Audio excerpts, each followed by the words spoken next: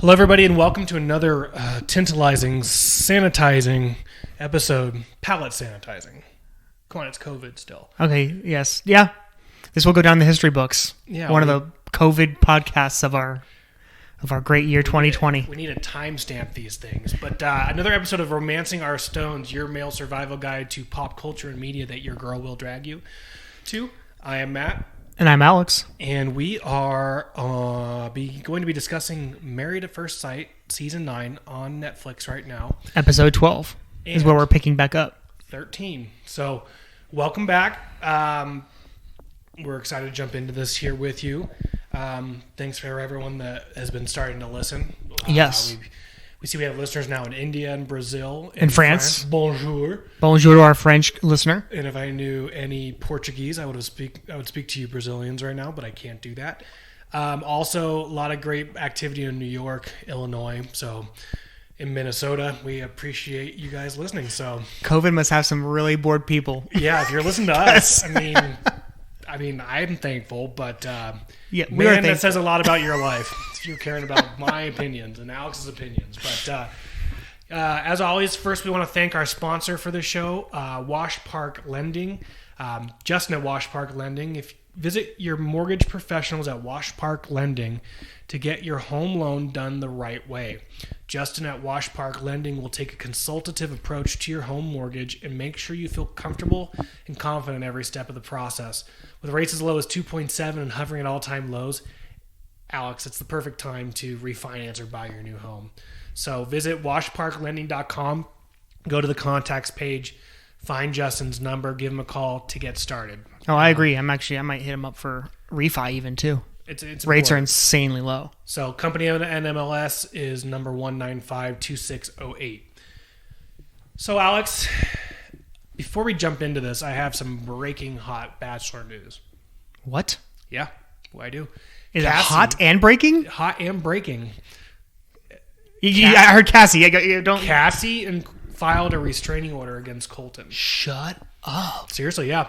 And everyone laughed when he jumped over that fence in the show. Yeah. But if your stalker has that natural ability, athletic ability, makes it even more frightening. It makes the restraining order even more constant. Apparently, he's stalking her cyberly and in person. So, not to say we didn't see that coming, but he kind of stalked her to leave the show when she left under her own. Yeah. So, nobody says no to me. Seriously. So I thought that was interesting, but we are not here to talk about The Bachelor. We're here to talk about Married at First Sight. Although that's only a few weeks away for our listeners. Bachelor shows are coming back, folks. We got some special things planned for you for our second season of covering the Bachelor Bachelorette franchise.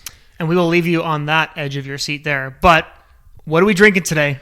So we are drinking. So we made this is one of our own home brews, but this one actually has a name and logo. We'll post a logo on our Instagram just so you can see what it looks like. It's a wheat beer, a German wheat beer, and we named it Old Bastard after our friend's dog who's now passed. In his honor. We thought it'd be really funny. So we have a picture of Louis and on the Old Bastard logo here, and it's one of our home brews. It's a wheat beer. It's pretty good. It's great. Might be one of the best ones we've made. Yeah. Cheers. Cheers. Check out our Instagram at RO Stones Guys to see what the label looks like. Yes, at RO Stone Guys on Twitter as well. RO Stones Guys. Yes, with an S. So, Married at First Sight. We talk about this show a lot, and we've been covering it pretty closely, and I think that the only problem with this show is that when it gets towards the end, there's so many filler episodes, and there's so much drama on the front end that it kind of weans itself out towards the back end, and it kind of gets more. There's less and less novel things. Yes, that pop up. The themes keep recurring. Yeah. Correct, but so 12 and 13 though they spice it up. They bring the couples together again for a NASCAR driving experience, and in the later episode they go to a cabin all as couples. Yes, which I think is actually kind of a cool idea. I would love to do that. I think that it's an important part of a marriage too, is that you hang out with friends and you do things socialize, with other couples, and you socialize, and you don't get in this bubble of just the two of you in a fishbowl, just dependence on the other person. I think that's something that's important. So Man, where do you want to start? Do you want to start with the NASCAR driving experience? Because there was a huge big explosion in that one. I want to address that. Yeah. Let's see. No. I want to start with Iris and Keith. It starts with Iris taking Keith to that Caribbean dance. Oh yeah. Which I appreciate. You gotta give this credit. Is Iris making an effort, trying to get into her more sensual side with Keith. It's basically grinding. I was looking at this, they call this Caribbean dance. It was basically what I was doing in high school. Yeah, it's like freak dancing in high school. Yeah, basically. There was zero room for the Holy Spirit. I just want to point that out. Zero room for Jesus. And, but I have to give Iris credit.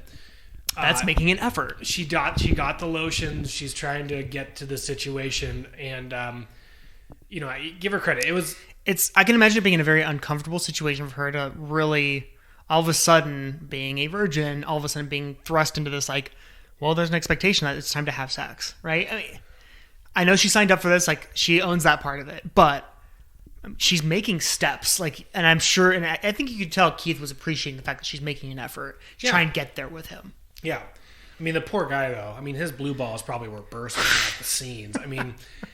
He's like, I have had zero contact to all of a sudden edible body paint, and now you're grinding right up on me. And he's like, and I know this is going nowhere. And so I don't get too excited. Yeah, it's not like the tension hasn't built up the entire marriage up to this point. So yeah, but she was making an effort. It's way different than salsa. I would call this more of like a guacamole preparation than a salsa dance. Yeah. Just because there's a lot of things being grinded and rubbed and all that stuff. Ground up. Yes. But she's putting in the effort, and I think that it's interesting too because Dr. Viviana comes back and shows them a video of her interacting in a sexual manner, and besides her childish responses to a lot of these different things, I don't know why Viviana made it about Keith though. She's like, you bailed her out, and then you didn't give her anything. Like all of a sudden, it's his fault because she's like, touch boobs, ew. Yeah, well, and honestly, too, what is he supposed to do? Force the issue? Yeah. Then how does that look? Especially on camera. Yeah. Right? No, we're gonna get there. Then all of a sudden, he was damned if he did, damned if he didn't.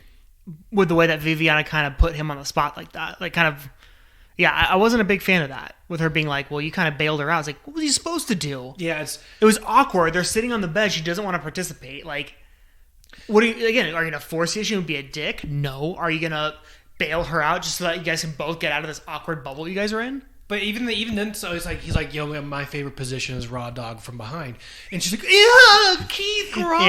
Yeah. It's part of the exercise. It's supposed to be an emotionally naked moment where you can be honest and. Well, and here's the thing too is that Iris goes back to then being like, my favorite position is abstinence. Why does he have to feel guilty about the fact that he's had sex? I feel like there's that she always kind of brings that back in with your other girls or whatever. It's like, dude.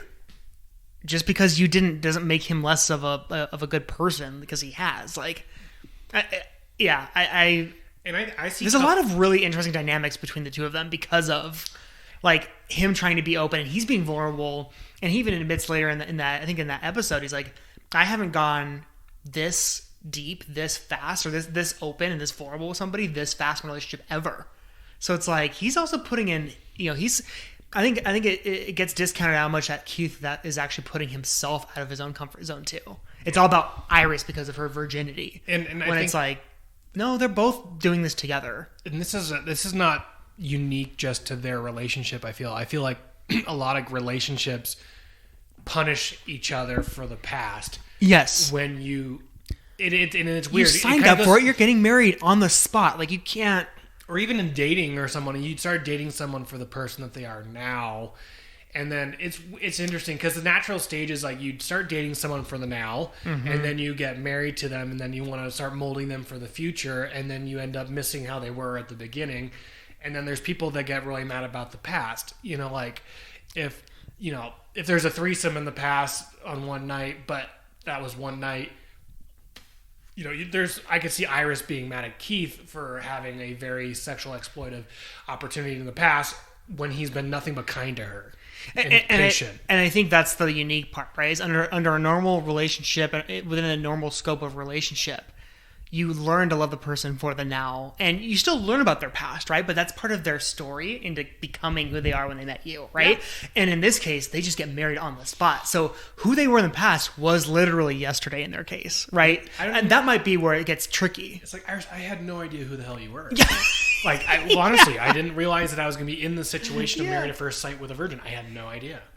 And I feel for Keith, and especially because they gave them the homework to share a secret about themselves. Yes. And then when it came to Iris's turn to share a secret, it was she swallowed a quarter on a bus. Yes, and that was embarrassing for her. And I'm like, I feel for Keith because like when Keith was alone with the cameras, he was like I'm trying, and she's giving me like.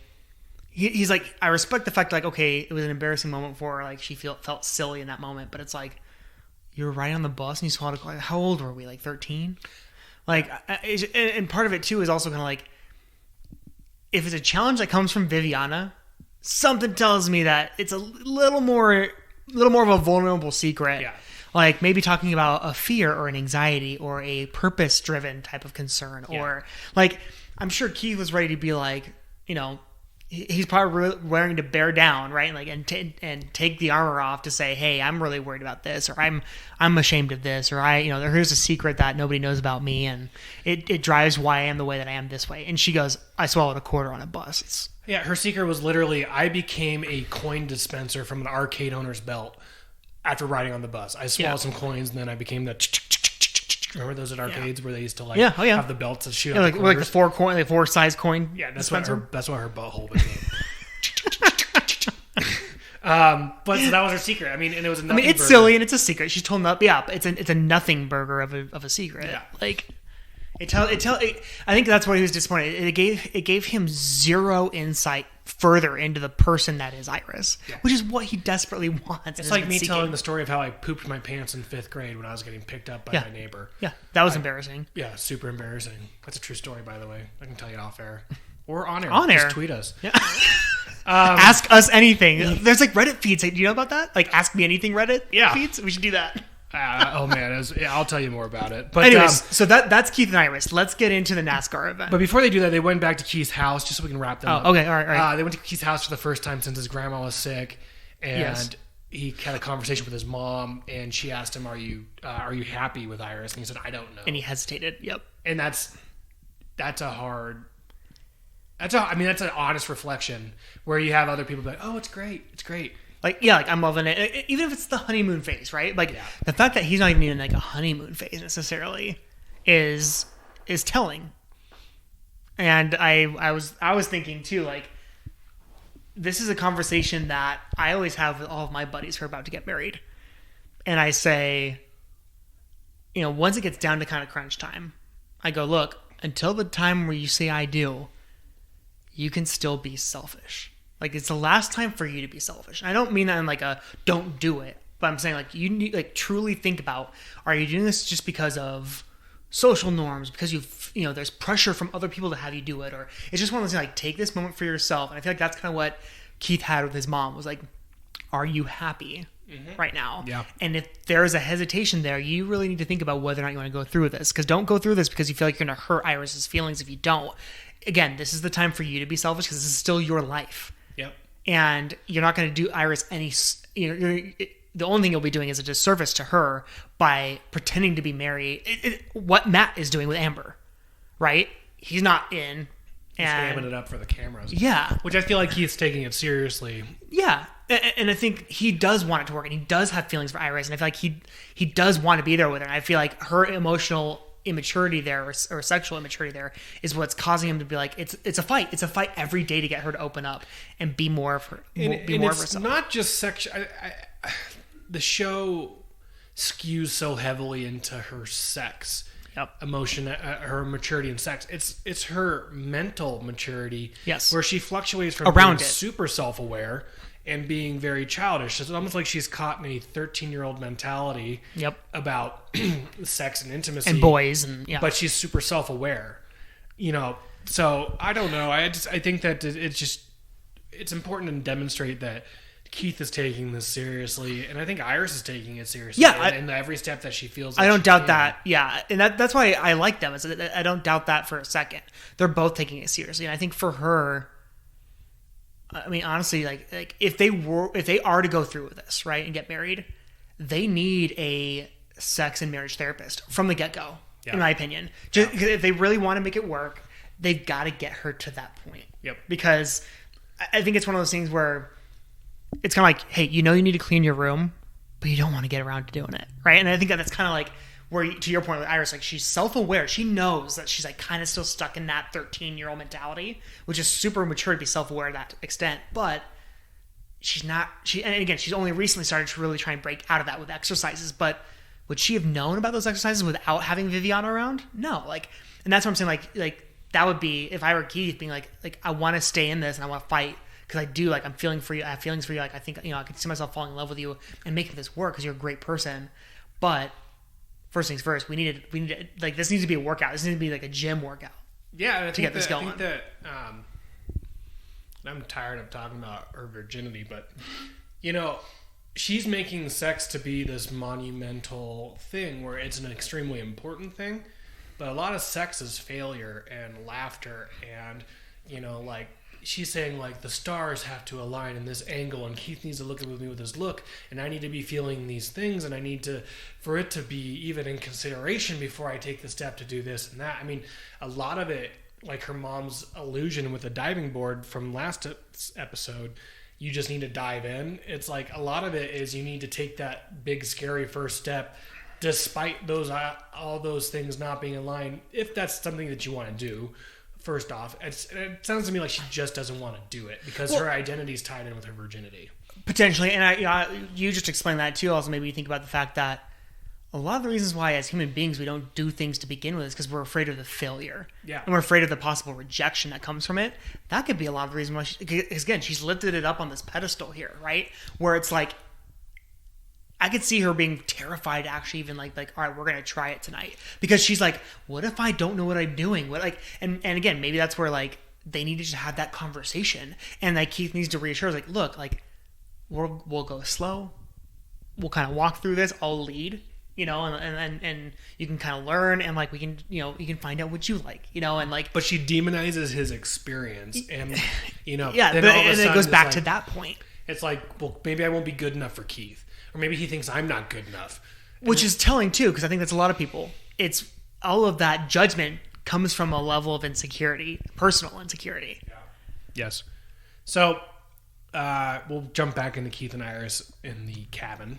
Yes. But the other couples all meet together for an event that Matt and Amber put together. Another ad for Experience in North Carolina, which looks pretty cool. No, it looks awesome. I want to do it. I want to ride around 150 miles an hour in a car. It'd be sweet. That'd be really cool.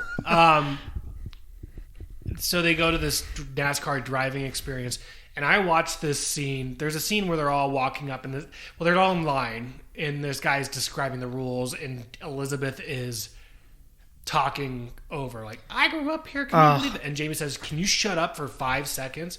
Like, seriously, shut up. Yeah. I've watched it, and I think it's masterful editing.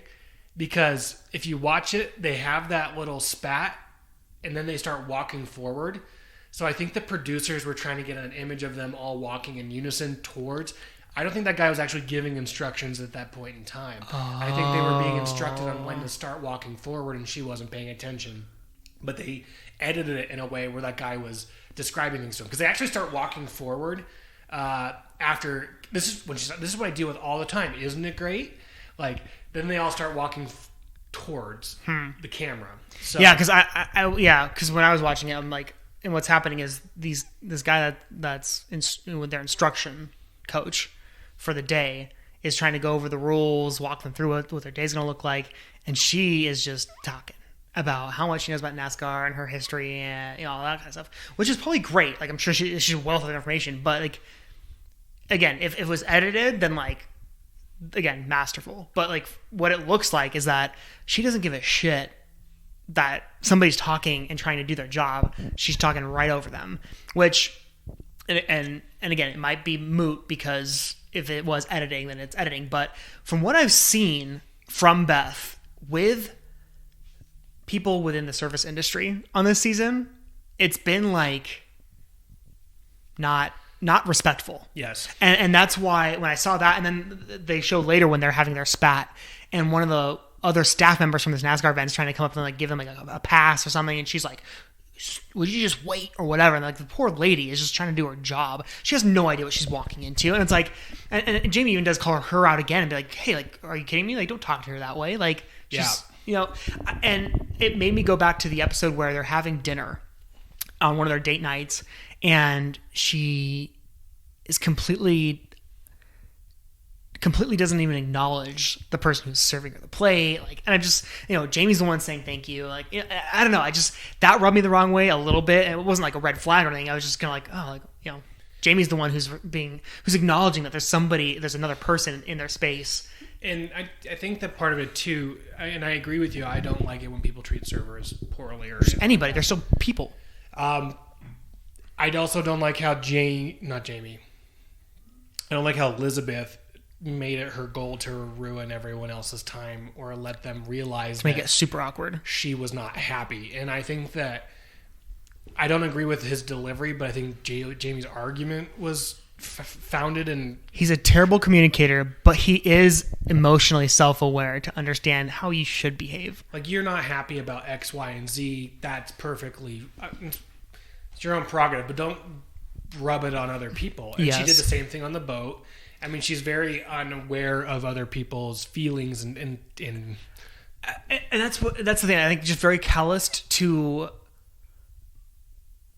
other people in general is kind of the vibe I've gotten from her. It's like it's you're living in Beth's world and you just got to get along with it. And if she's having a bad day, everybody's going to have a bad day. Yeah. So anyways, Jamie says to shut up. She says something that I don't. So when they come back to the house, like, she shoves the table in anger. Yeah. And why didn't anybody take up for me? And I don't know what that means. Do you know what that means? I think what she meant. There's been some. Maybe it's a Southern phrase. I don't know. Like, because there's been some phrasing of things. I'm like, that's not how you talk. But it's neither here nor there. But yeah. To our listeners on the East Coast, we love the way we talk. We just want you guys to take up on us. Yeah, whatever that might mean. What does that mean? I think what she was going for was, then why didn't anybody stand up for me? Is what I think she was trying to get at. But the fact that no one took your side demonstrates how wrong you were.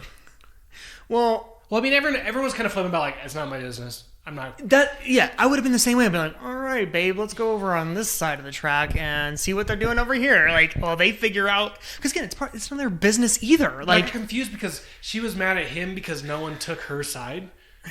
Yeah. I love pious example leader Matt saying, like, I would never talk to my woman that way.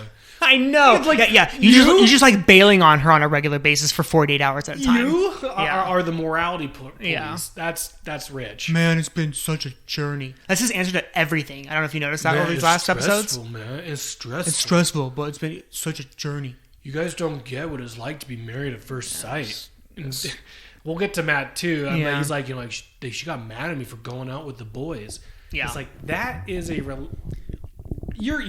rules that were set for you. Be home by 2:30. Text twice. Like, and any guys that are listening, these are not hard boundaries. Are you kidding me? Oh, and I don't understand what it is this season with girls talking in the third person. You have Beth be like, I live the Beth Bice life, and then you have Iris saying, like, Iris is doing Iris is doing her, yeah. Like, Iris is doing her. And I'm like, that drives me cuckoo. I will say, Greg and Deanna, since we're talking about this whole like third person, even just like Jamie can't communicate with a damn. He's terrible at it. He needs to work with that. Like, I think the best couple right now with the best shot is Greg and Deanna. Yeah. The reason why I say that is because when they're sitting down and they're talking, they both acknowledge that communication is an issue for both of them, yes. Right? Greg's like, I would like for you to communicate. And she's like, I know, and I do need to communicate more with you. And I'm like, bingo, they're on the same page. Which, here's the thing too. If you're on the same page, you're communicating enough to understand where you guys are at, right? And I think that if you look at them, they're the least drama. They're the front runners in my book, and there seems to be a common theme here with that. They communicate, and that's where like, we'll get over before we get into the cabin session here. That's where we get into like Matt and Amber. Amber never speaks her feelings at all. Well, she didn't. She does behind his back. She does behind Matt's back, yes. Which is the worst way to do things. And so, and it's like if you like, and this is like a lesson. Like if you talk poorly about your husband behind his back to other people, he needs to know that. Not that you're talking behind his back. He needs to know exactly what you're talking to your friend, your confidant. Needs to be communicated. To Amber's credit, Matt won't understand if there's blocks or those beads on those metal strings like you see at the doctor's offices. Mm-hmm. Like he won't understand concepts about pulling the curtain anything unless there's like building blocks, like those beads on the metal. Oh yeah, in the kids section. Yeah, the kids section. He won't be able to understand it if it's not in a Goodnight Moon format. It's like Goodnight Wife. You must say Goodnight Wife. You must say you must be home before 2 a.m. in the morning. Clocks go bing bong, goes bong bong. When the clock strikes you have 2, 30 more minutes for you to get home. So I mean, but that's what drives me nuts about like Amber still has her portion to own of this, and it's because she doesn't just rip into him when she needs to. She always complains about him behind his back, but then when she's with him, she's like, she's passive aggressive, which is also not the way to do it either. Correct. But yeah. So anyway, but before we get off Greg and Deanna and go finish up, because Greg watched the tape of his communication from Viviana. Oh yeah. And he learned from it, and he's like, I was joking, but I recognized I wasn't getting through her. It's like that demonstrates to me that he can change and he's willing to work. It's self-awareness. Yes. Like, because here's the thing: is he even says he's like, I felt that I was kind of poking fun. I was having a joke with her. And then in retrospect, he goes, I wasn't realizing that she was actually being serious. And she was trying to open up. I wasn't listening. One, I wasn't listening. But two, I was making light of a situation when she was working towards herself. Like, she was doing one of her steps. And he wasn't taking advantage of that. He just blew it up. So the second half of the episode, they had to go back to their childhood homes. Mm-hmm. And as soon as Matt said, like, I stood on the hallway up by the ceiling, Amber's like, he's opening up his path. I feel good about it again. And she's hamming it up for the cameras as much as he is. And you still don't learn jack. You just learn that you learn that his mom got really mad one time when they drove through the neighborhood and they removed the 2 front trees in the house. Like, he doesn't talk, like, you don't hear jack about his family, why they're not together anymore, why they're estranged. Like he just says, like, oh, I'd like to like get things back to normal one day. Like, but they went to, again, no communication. Then they went to Beth's house, and he realized she grew up in poverty, which is also the most shocking part. That, like, coming from where she came from, that she treats people the way she does. I thought still mind blowing. And they kind of had a moment of clarity, and then they were driving home, and he's like, "You need to grow the f up," which I'm not disagreeing with him, but how do you tactfully approach that subject? Well, I'll tell you what, you don't do it the way that he does, because he's so blunt, and he has zero range of emotion. I don't know if you've noticed that over the last 12 episodes we've been watching, 13 episodes we've been watching, but he cannot express emotions. Because she said she didn't regret how she acted at the race car. Yeah. Which, again, not right either, because, again, that's childish. But, like, and again, like you said, he's right, but, like, I don't know. I think it's just kind of like maybe like point out like ways like, hey, maybe we both didn't handle it the best way.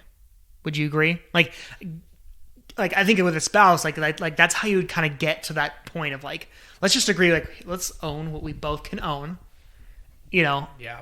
And just politely disagree. If she's like, nope, I don't. No, I was fine. I didn't care. If you're with a person that can't self-reflect or see fault, then and own their shit when they need to. That's a sign that it's going to be a long and lonely life. Back to my favorite like non-main character here, Pico, Greg's friend. Pico. If nothing changes, can you still see yourself marrying this person? Yes. Like, that's a big, hey, if they're not self-reflective and they can't own their shit when they need to and be remorseful and they got too much pride in the way, assume that doesn't change. Can you still be with that person? It's a tough road. Yeah. So the next episode starts with they have a couple talks with friends before they go out on this big cabin trip. Amber speaks with Raven, who's clearly in love with her. Her best friend. The friend zone guys, wants her more he than wants anything. her more than anything. Not that his advice isn't sound. He asked her if Matt melts. I personally haven't seen anyone melt since The Wizard of Oz. Yeah. In any situation, but it's and then Maybe it's Greg speaks to Pico again, same conversation that we talked about, and if she doesn't change, are you good? He kind of waffles a little bit, which is interesting. Yeah, because he's been fine with it. This is the first time he actually, maybe because they're getting closer to the decision date. Yeah, and then coming off of the fight with Jamie and Elizabeth, they want to go to a place of positivity, which they think the cabin could be, and they made dinner for everyone when they got there to apologize as like a make amends deal. I think great olive branch technique. It is. Yeah. I mean, Beth was still herself and still kind of self-righteous through the whole thing. Yeah. But then they had these really like weird. Well, then they saw a bear and everyone was talking about how cute the bear is and all this. That was a full-grown black bear. And then Matt's like, "I'd kill it," and everyone's like, the people like just kill jokes. Yes, that's literally what he came in and did. No, he's a mood killer. That's what he is. He's a mood killer. Complete mood killer. Everyone's like, "Oh my gosh!" Like, read the room, dude. Oh man, if I had a rifle, I'd shoot it right in the heart. Like that's his country boy coming out. Okay, Matt. No, that's his. That's Amber apologizing for him. His psychopathic tendencies sneaking out. It's like not that I'm against hunting or anything like that, but that was a weird. If it's just walking through the neighborhood, you don't necessarily do that. Yeah, you get a permit. Like, let me do it the right way. So I'll be Matt. Hey, if I saw that bear and I had a rifle, I'd kill it. And I'd look at the room and be like, with kindness. Like, Psych. Just kidding. Then they all go off, and then Iris and Amber have this weird hike about two girls that don't know what the hell they want or how to expressing about what they want and how they want to get it. Well, yeah, that's right. Amber starts talking shit behind Matt's back, and like again, not that Matt doesn't deserve everything that Amber said about him, but at the same time, like, tell him yourself. Don't but yeah, that's forever going to be a thorn in my side when I look at those two. But Elizabeth peer pressures Iris to take a shot, and then Iris starts speaking in the third person about how no one can pressure her, and Keith's like, "You need to loosen up." It's like I feel like they're like warning us about something about this mentality where Keith is like, "You need to loosen up. I'll take the shot." Different. I understand you don't need to give in to peer pressure, but at 27 years old, is there really peer pressure anymore? Yeah. It's like, well, and how again, it goes back to this 13, like, how old are we? Like, oh, I haven't eaten anything, so eat something after. Everybody's taking a shot together. Take the shot. Yeah. Have your bacon and eggs that's already being cooked for you. Like grow up. Grow up. Have some fun. Be a part of the crowd. Like, everybody's having a good time. Join in the festivities. Yeah, in other words, give in to the peer pressure. And I thought, so we had Greg had two really funny lines. We have a new Buttery Flaky when he said, hashtag Buttery Flaky, when he's like, it's coming back for Bachelor season. He's like, it's so woody in here. It's so funny because the cabin's, yeah. And he's like, and then when they were talking about going out with the bear, he's like, nah, the black guy always dies first. Yeah. Which, I need to appreciate here, Keith making the bear noises and freaking them out when they're in the tub. It was hilarious. That was really funny. That was hilarious. With the world's most awkward hot tub, by the way. Yeah. I dare you to make out with your husband. Okay. Well, then I forget what she exactly said, but she hits him again with some other passive aggressive like statement that kills the mood again. Like, those two are great at killing the mood. Yes.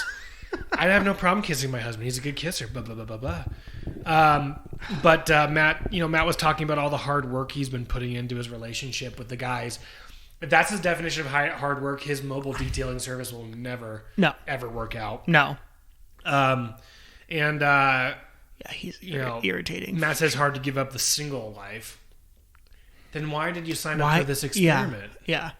Why did you do this? So, I mean, and that's kind of it. They all do their own little things. I do like that Greg and Deanna tried like the woodland like mushrooms and the ants and stuff. And I liked how he would try everything. Yes. Because it was important to her. Well, and it's something he asked for. He's like, I want my wife to be a little bit more adventurous than I am, and like drag me into things, and I'll do it. He did it. He's a sport. Like, he's a sport. And then Jamie and Beth go to the salt caves, and then they get these empty wine glasses waved over the top of them. I mean, my favorite is that Jamie's been eating the salt, which I'm not gonna lie, I probably would have tried to. I would have tried it too. I don't know. I would have licked the wall. I would have licked the wall. Yeah. We're on the same page there. I would have. Great minds think alike. I love it. And then. So we're more wall lickers for those that are listening. Iris, and then we'll wrap up here. Iris was talking about how she's still trying to put the puzzle pieces about Keith together so she can decide whether she wants to sleep with him or not. And that's why she's been a virgin this long. Because they're talking about like the miscommunication when they just answer yes or no to a question. How it's like, then they just put two pieces that might not come together. Do you feel like Keith has not been very descriptive? Or do you think she took... So here's something that I thought of. Because I feel like Keith is very communicative in the sense that like, this is going to be a problem. This is something we need to work on. And then she says, like, I have to fill in the blank spaces with Keith. I think she's taking that Dr. Viviana, that one clip that she pointed out where Keith bailed her out and didn't give her anything to go on. She's using that. She's weaponizing that now. Keith is not expressive to me as to what it may be. And it's, like, you're not hearing him, so to speak. That was my interpretation. I will say this about Keith. When things are asked of him, he will first answer directly. Yes. And then he will explain. Right? Like, that's one thing I've noticed about Keith is he'll be like, he'll think about it. And you can tell there's sometimes, even like with the coaches too, like they'll ask him an uncomfortable question. He will pause. You can tell he's uncomfortable knowing his answer, but he will spit out the answer. Yes. Even if it's not an answer that doesn't make him look great, right? Or like it doesn't make him feel great about himself, but he'll be like, yes, no. He'll answer directly. Yes. But then he'll explain like where he's coming from and what his mindset is. Yeah. So I didn't really think about that in terms of like Iris possibly weaponizing that, but I do like agree with like she likes to make him the blame for the reason why she's the way that she is at times. Well, she thinks what she has is she thinks it's such an incredible gift that she's giving to her husband when ultimately it's a hindrance on her own personal growth. Yes. So, is there anything else you want to talk about on this episode, or did we cover most of it? I think we covered most. It was the cabin was fun, and they had a little spider scene, which I thought was kind of funny too. Yeah, but like it was kind of it was good because they were able to sit down and talk about what they've learned, what they've learned about each other, what they've learned about themselves, but ultimately it wasn't like I think we kind of hit the main points. I think. If anything, I think it's just. I think going forward is going to be interesting to see kind of as decision day looms, who's going to make what decisions. Yeah. Obviously, we can make our guesses. Yeah. But again, I still think that's why I think like Greg and Deanna have become like my front runners. I think they're going to be like, yeah, we're in this. I mean, Greg still has a little bit of doubts. I think he's got to like kind of work through. But I think overall, like if one of these couples is going to give two yeses, it's going to be them. Yeah. I would agree with that. Jamie and Greg, or Jamie and Beth. I don't know. that's still. It's so combustible. They're so up and down. Yeah. I don't know if I'd like, unless they want that kind of a life. That's not what I would ever want. So I would be a no if I was Jamie. I'd be like, I can't. I want something stable. I would have a hell no from me. But we're going to launch into our Stones rating, but before we do, we want to thank again Justin at Wash Park Lending. Yes. Visit your home mortgage professionals at Wash Park Lending to get your home loan done the right way. Justin at Wash Park Lending will take a consultative approach to your home mortgage. Make sure that you feel comfortable and confident with every step of the process. Well, rates right now are as low as 2.75, and it's hovering at all-time lows. So right now is the perfect time to refinance or buy a new home. Visit www.washparklending.com, hit contacts, find Justin's number, give him a call, and see where you stand right now on refinancing or purchasing a new home. And again, thank you for their sponsorship of this Married at First Sight series. So at the end of every episode, we have a Stones rating. We each have 2 stones to give. Naturally. And 2 stones means that the show is actually very enjoyable. And you enjoy watching it. And if you have 0 stones, it's an act of castration is preferable to watching this particular episodes. We've been on a hot streak right now with Married at First Sights getting 4 stones for the episode chunks. Yep. Does it continue? Where do you give it? How many stones?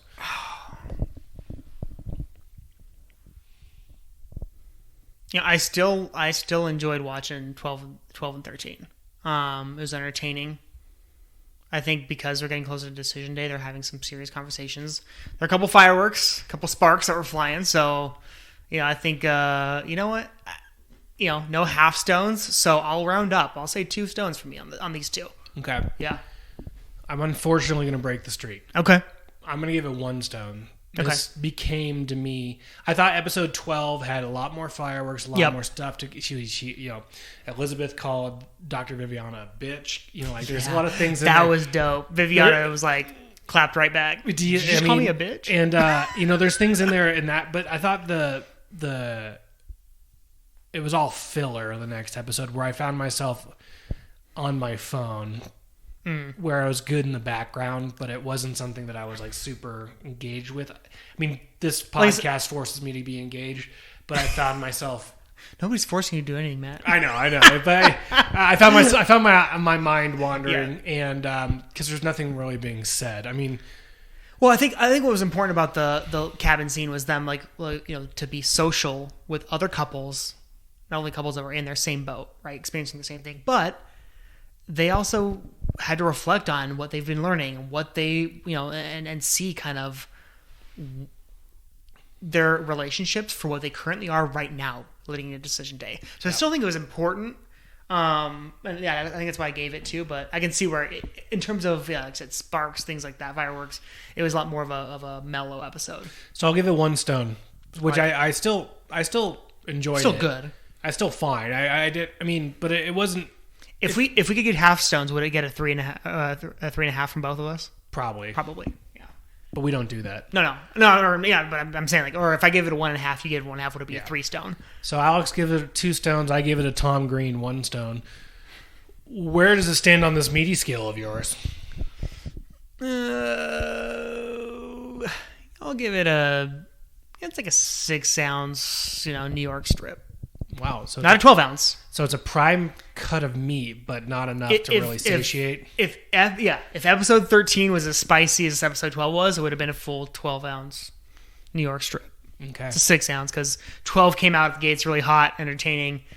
Again, 13 mellowed out a little bit. Still, in my opinion, still important. Still covered some important thought processes for our couples to figure out, but wasn't as meaty. And for our vegan listeners, my vegan scale puts us at Tofurkey. Wow! So now we got a vegan scale. I like this. No, we're not. I can't sympathize with those people, and I apologize, and I appreciate your commitment to your lifestyle, but we're not strong enough for that. We're not strong enough. We'll leave it at that. That's how we'll phrase that. We're not strong enough for that. Follow us on Twitter at @ROStonesGuys, Instagram at @ROStonesGuys, on Facebook, not there yet. We'll make a page. YouTube at @ROStonesGuys, and again, we got The Bachelor coming up, so make sure that you follow us there. We're going to finish up Married at First Sight next week, and be sure to follow us on all those items, and we look forward to talking to you soon. Have a great day. Signing off. Take care.